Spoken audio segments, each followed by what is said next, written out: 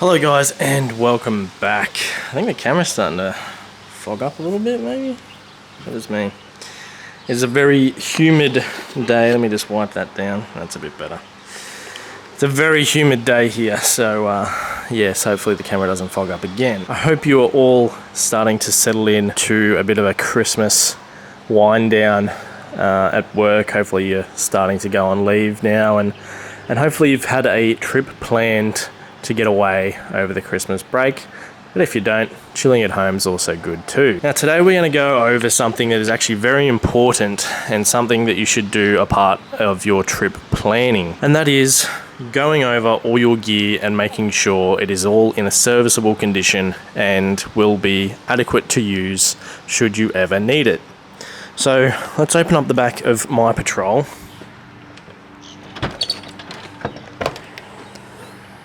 And obviously, as we know, I have my drawer system in here. Now, something to start off with is your dual battery system. Now, obviously, a lot of people have their dual battery system under the floor and that can be a little bit difficult to get to. However, you definitely want to check and make sure everything is working as it should. Now, luckily, a lot of the 12-volt stuff that we have nowadays is all Bluetooth and can easily tell you if there's a fault, and it's really easy to check and see and to make sure that everything is working as it should be. Now I've got the kick-ass control hub, the biggest one they have. Yeah, it's a beauty and it makes things so much easier for me in terms of having everything just in one location and everything's fused and happy in there. There is the little fuse box that holds the fuses for all the inline switches and that sort of stuff. So that's where you'd check. You'd pop that off, have a look and make sure that your fuses are all good. Even if you haven't used any of the 12-volt sockets or Anderson plugs or anything like that, get on there and have a look and make sure that nothing's happened, because you never know, something might have that you weren't aware of, and it's just a good thing to have a look at. Now I've obviously used the MIDI fuses in there for fusing the battery, and the DC to DC is in there as well, so I need to pop that off and make sure that they're all good. I know they are because everything's working, but it's good to just inspect it and make sure everything's working as intended. Then you want to get in here and make sure, especially for me, that my battery's secure, and I've also got another fuse there that I need to check as well. And just make sure that nothing's come loose, all bolts are still done up nice and tight, and to make sure nothing's shifted around or moved. Still a bit of a dog's breakfast in here. I do need to sort it out eventually one day. It's all working and it's all been great ever since I installed it.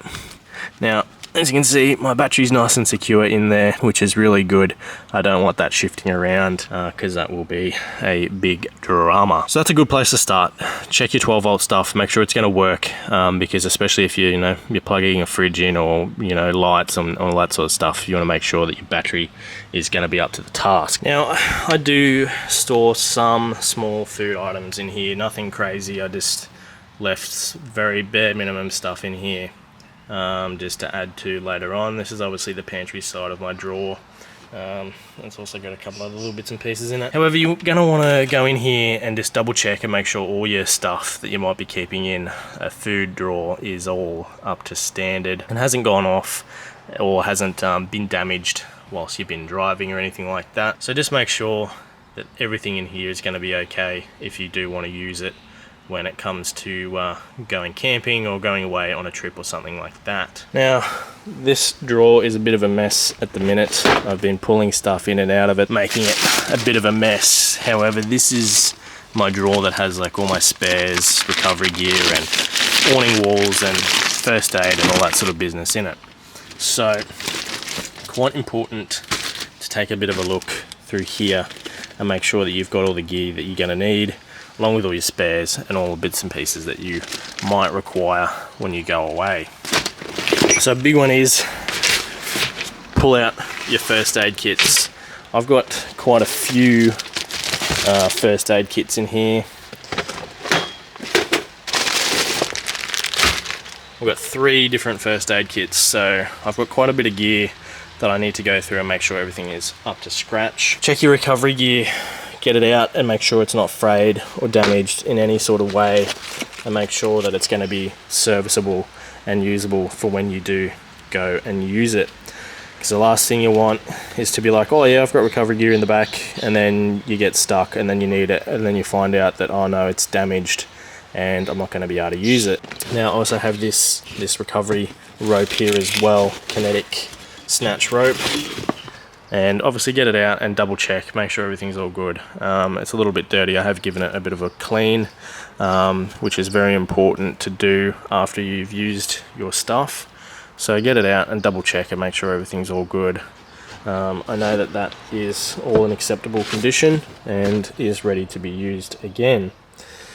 Now in here is my air compressor. You want to get that out and just make sure that it's working. You know, with these sort of cheaper brand ones, they can sort of just fail at any sort of time. So you want to just make sure that they're still, you know, operational, and they're still going to be able to pump up your tires. Now, in saying that, this was still, I think, $300 or something, so it's not by any means cheap, but you still want to make sure that they're working as intended. Even the good ARB ones can fail as well without warning, so just be mindful of that.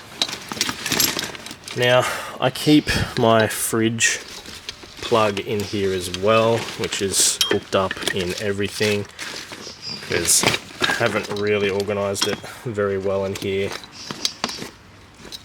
So you're going to want to check and make sure that, you know, if you've got an Anderson plug, make sure that that's in good condition, which this one is, and all your wires and stuff are still connected as they should be, and making sure that the cable's got no damage or anything like that, as obviously it's a bit of a fire risk, and make sure that that will be acceptable if you're wanting to use your fridge. Jacks, again, another big one. You need to actually get your jack out and put it under the vehicle and jack it up and leave it for a good couple of hours, and make sure that it's not actually leaking any fluid or going down or anything unexpectedly like that. Now, as you can see, my jack actually does have some, when it focuses, my jack actually does have some oil coming out of the top there. Now, I have noticed ever since I got this jack, it has leaked oil, so that is probably a manufacturer's issue. Now, however, I have used this jack before and it has worked, and I didn't have any dramas with it. However, this will be a item to replace, because as you can see, there's just a bit of oil coming out of that, and that is not what you want to see. So there's obviously some seal issues here, that's just pushing oil out of the top, which it shouldn't be doing. You also want to check around where your release is, and also where this bung is that allows you to add oil if needed, but really they should only be getting serviced and shouldn't actually be leaking anything. So this will be getting replaced, so there you go. It's lucky that I did check it. Now that's a Pro Lift bottle jack you just get from Repco. It was sort of the only one that I could find quickly to go away on my trip. However, I will order a much better one that's a lot bigger. However, this is still good for 4 ton, which is obviously more than the car, but yeah, it's obviously just not the best quality. Also, check your ratchet straps too, make sure that they're going to be working. These are obviously brand new ones, so I know that they're going to be fine. If you've got any little kits in here as well, like tire repair kits and that sort of thing, make sure they're actually all stocked up with stuff. If you have used them, replenish the stuff in them, or buy a whole new kit if you have to. This one's brand new, never been used, so I know that that one's all good to go. Same with the plugs as well. So make sure you're checking all this sort of stuff. Make sure that they're going to be kitted out with everything that you may need.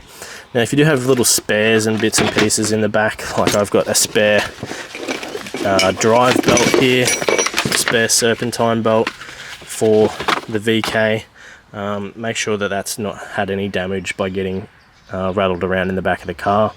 It's a little bit dirty, however, this is still, you know, brand new and good condition, ready to use if it ever did come off.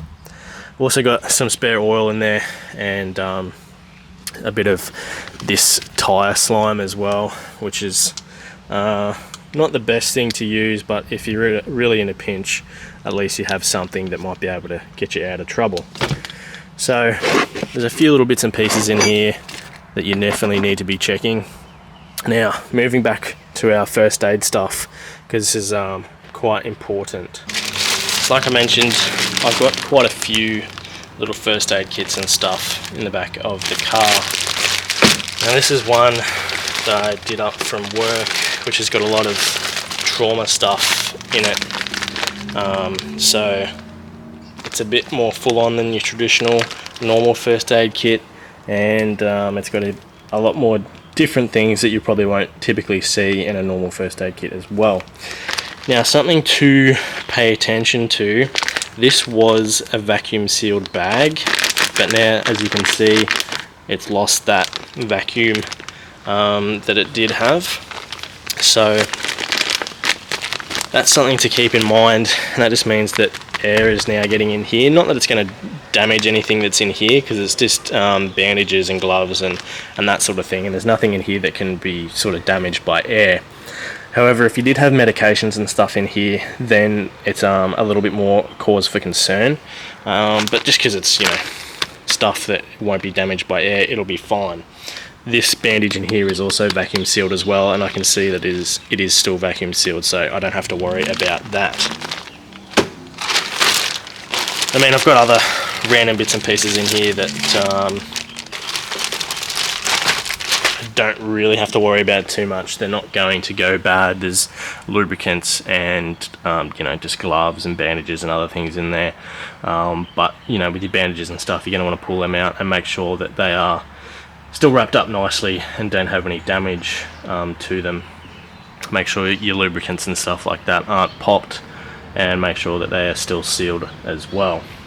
Now, when it comes to the expiries and stuff on medical things, look, as I'm sure most of you know, it's really a guideline, and it's not such a big deal if bandages and that sort of thing are expired, because they're going to work still. It just means that, you know, if they do have some sort of a antiseptic on them or something like that, that it's most likely not going to work as intended. But I mean, the bandage material and that sort of thing will be fine as long as it's within that sort of 5-year sort of mark. There's nothing really to worry about. Obviously just check the condition and make sure that they're still going to be acceptable.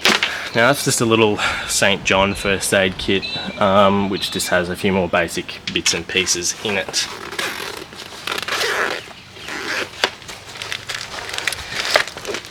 So this is a vehicle accident kit, so they say. I don't really think there's enough in it to really be a vehicle accident kit, but anyway, it gives you a good starting point at least. So obviously got a heap of different bits and pieces in here. This is a little strap that you can use as a tourniquet. We've talked about tourniquets before. You're not supposed to use them in Australia. However, if it saves someone's life, well, I don't think anyone's going to complain. Now, to check the dates, a lot of people probably don't actually know that there is the date that it was manufactured, because obviously that little symbol is the manufacturer's date, and then there's the date 2018, the 3rd month of the 7th day, and there you go. So that's obviously the lot number there as well. So again, it doesn't have an expiry on it, so it doesn't expire.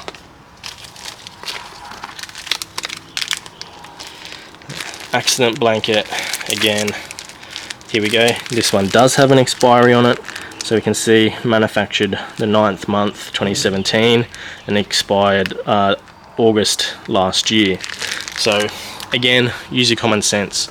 It's just a space blanket. It's not going to expire because it's just a bit of aluminium sheet, but just check the condition of it and make sure it's going to be okay to use. So that's fine. It hasn't done anything, it's just sat in there. So here we go. Face shield, again, we've got the manufacturer's date, and that expired a couple of years ago. This is probably something you'd want to get a new one of. Probably want to update these when they do expire, just because of what they are. So use your common sense and figure out, you know, does it need to be replaced or does it not? Now, this is my big first aid kit, which as you can see does a lot of different things, and it is brand new, so I know everything in there is going to be fine. Now, when it comes to things like saline solutions, band-aids and adhesive stuff, you're going to want to replace that stuff when it does go bad, because it will not work as intended, and it might cause some dramas, so just keep an eye on that. Also, in every good first aid kit, it should have a book in there, and you're supposed to write in there when you take stuff out and use it. So that just means when you get back and you get yourself settled and you know, you get yourself squared away again, you can go through and replace the bits and pieces that you have used, so you can replenish your stock and make sure you've got everything that you do need. Now, this is a really great first aid kit. This is really awesome, and if you don't have one, or you're thinking about getting one, or you want to update what you currently have, get something like this. This is awesome.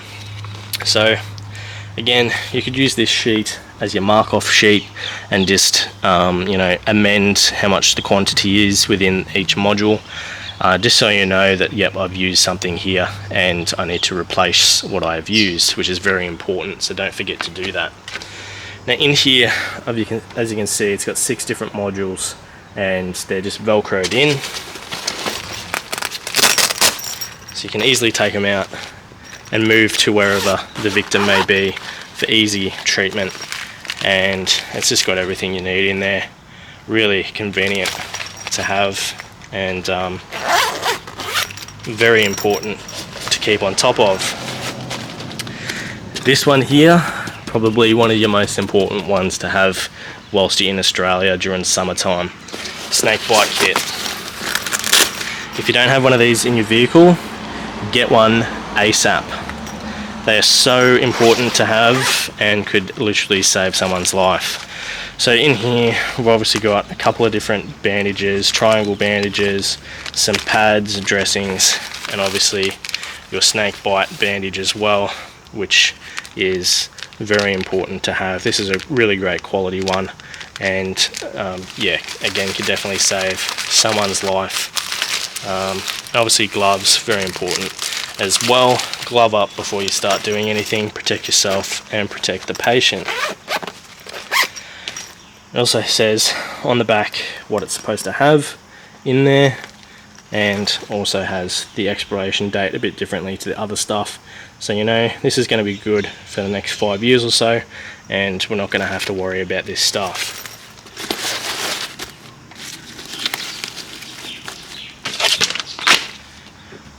So get yourself a good first aid kit is definitely paramount for your equipment. Alright, something else to check as well is your tyres before you go away. Obviously a bit of a no-brainer, but be surprised how many people out there just do not check their tyre condition before they go away and wonder why they have dramas. Now, these tyres have done, well, it'd probably be close to 8,000 Ks now, and they are wearing quite well. Obviously a good wheel alignment is you know, paramount, and tyre pressures as well. Now you can see that these tyres are actually starting to crack and carry on in the inner parts of the tread.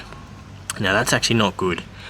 That's not good at all, and you shouldn't see this sort of thing only after 8,000 Ks. Whilst they'll be fine, nothing will happen to them, it's definitely something to check and be very mindful of. Now really, you should be replacing your tyres if they are starting to look like this. Like I said, nothing should happen, but if you are going away on a long trip and you are carrying heavy weight, it's probably a good peace of mind to just get them changed out. Now, as you can see, they are wearing quite good. There's no sort of weird feathering or any of the tread looking any different to the others or anything like that. And most of the tread blocks are in good condition. These tyres have had quite a bit of punishment really from day one. Literally had them put on and then went straight on my trip and did, you know, 4,000 kilometers of driving. A lot of that was on dirt roads, and a lot of that quite difficult, and it has definitely taken its toll on these tyres. As you can see, like this tread block here has had a big chunk taken out of it, and in reality I should really get these tyres replaced in the next 1000 k's or so. They're still good spares, absolutely get you out of trouble. However, for daily driving and going away on a trip, I'd be looking at getting these replaced. Now, just for a bit of comparison, these tyres, this tyre has been on there for about 8,000 k's, and as you may know, this tyre I did get a puncture in and did have to replace. Now, as you can see, the tread blocks here are much larger and in much better condition, with no cracking through the actual carcass part of the tyre through this top part in between all the tread blocks, and it is in good condition. This is what you want to see, and something that you want to be looking out for. So again, check your tyres and make sure that they are good, check your pressures and make sure that they are where they should be. So something everyone should be carrying in their car is a fire extinguisher. Should have one of these at least in the car, preferably one in the front, one in the back, just for easy access. A couple of things with fire extinguishers. I'll move this seat back. I've obviously got the Cap Industries bracket here, which is a good thing. Take your fire extinguisher out and visually inspect it and make sure that there's nothing sort of visually wrong with it, any dents or anything like that. Now you'll see you've got a little gauge up here, and this is your pressure gauge, and you can see that mine is perfect. Mine is exactly where it needs to be. And there's obviously a recharge and an overcharged side to the gauge, and it's okay if it's a bit more on the overcharged side, but when it starts to get down below that white line that you can see, then it's time to get it recharged or just swap it out. So a couple of choices there. Now for me, this one was 2021 that this was stamped in September, so they should be stamped like every 6 months. So it should have been done last year. I don't have that luxury anymore to get them stamped, but you should be getting them checked every 6 months. Probably can get away with every 12 months in your four-wheel drive, but you definitely want to get them checked and make sure that the pressures are all good in them. Now, I have had this fire extinguisher in and out a couple of times, not for any particular reason. However, you do want to have it facing this way so you can easily see your charge and your tag as well, just to make sure that you can easily see for reference what's going on. But make sure your passengers are cognizant so they don't start bashing up your fire extinguisher when they get into the car. Alright, last and not least, get in your engine bay and make sure you have a good look in there. Make sure that there's nothing interesting going on with oil leaks, fluid leaks anywhere, or any hoses or anything that might be damaged. Now, my car's just been serviced, so make sure that before you go away, book it in for a service and get it looked over. Make sure there's no dramas on the underside as well. Get it up on a hoist and have a good look at all your bushings, bearings and everything like that. Make sure everything is tip-top ready to go, because you don't want to be having any dramas on your trip. Obviously make sure all fluids are checked and replaced if needed, and filters, that sort of thing. Now make sure you check your battery as well. Now my battery has had a spray put on it that makes sure that none of the terminals or anything like that corrode, and that's quite important too if you live in a sea sort of environment, because corrosion on your batteries is not a good thing. They won't charge properly and you can start to have issues starting and then all that sort of stuff, especially if your dual battery is hooked up to it too. Now, something to keep in note is if you do have exposed terminals like this, like on my circuit breaker here, you'll be able to see that there's some rusting happening on that lug there, and that is obviously not a good thing. I need to address that. So this is why it's important to go and have a look and inspect all your bits and pieces. Now this is not a good thing. It can create resistance and create bad charging and possible engine fires and that sort of thing. So I actually really need to do something about this and get that sorted out. Again, this spray here can definitely help to prevent that, because that's what it is designed for. But I mean, water and crap gets in here and it is bound to happen, so make sure you protect your terminal lugs. And also, if you do have one of these style circuit breakers, make sure it is actually working. Now, as you might recall, mine did get stuck and wasn't actually functioning properly after my trip. So it's quite important to just make sure that it is actually doing what it is supposed to do. I'm going to change this out for a different style of fuse holder, just to be a bit more safe, and just to make sure that that's actually going to be working 100%, and sort of just tidy it up a little bit, because I want it to be a bit neater. So that's something to definitely look at. Another thing too, as we're getting all this rain, you may or may not be able to see that there is actually water starting to pool up inside my airbox. Now, with these stainless snorkels, I mean, it's just a 5-inch downpipe, so all the water is going to collect inside your filter box. So make sure that you drain it out, check your filter, and make sure that that's going to be all acceptable and not going to cause you any dramas. So another thing to definitely keep in mind. Well, there you have it, guys. A few more things to add to your checklist before you head away. A few things to consider and make sure before you head off on your Christmas adventures. Last thing you want is something to happen and, you know, that'll ruin your trip. A few more little bits and pieces to check. Make sure your solar panels are clean.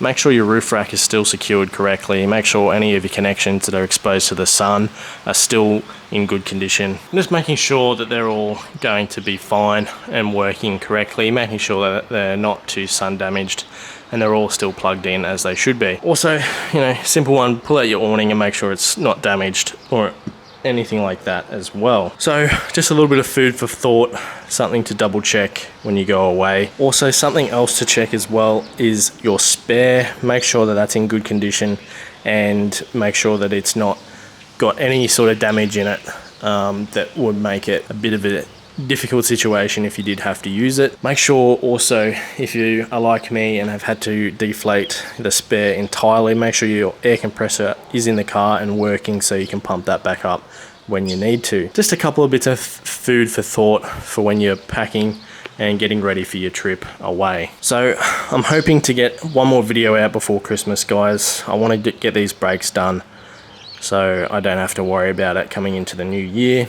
So I'll put a video up on how to do your brakes as well, which again is something to double check before you go away on your trip. So thank you very much for watching, guys. I hope this has given you a few things to think about and to consider for your trip away, because when it gets into that busy time, some things you do forget about, and you know, these are things that are quite important just in case anything does go wrong on your trip. So if you are new, make sure you like, comment and subscribe. Let me know down below, is there anything that I've missed, anything else that you would pack on your trips away that are essential bits of gear that may be very handy. This is all knowledge and stuff that a lot of people can learn from as well, in making sure that their setups are ready to go. So spread the knowledge around and make sure that we're all on the same page so nobody gets stuck over the Christmas break. Thanks for watching, guys. Stay safe, and I'll see you at the next one.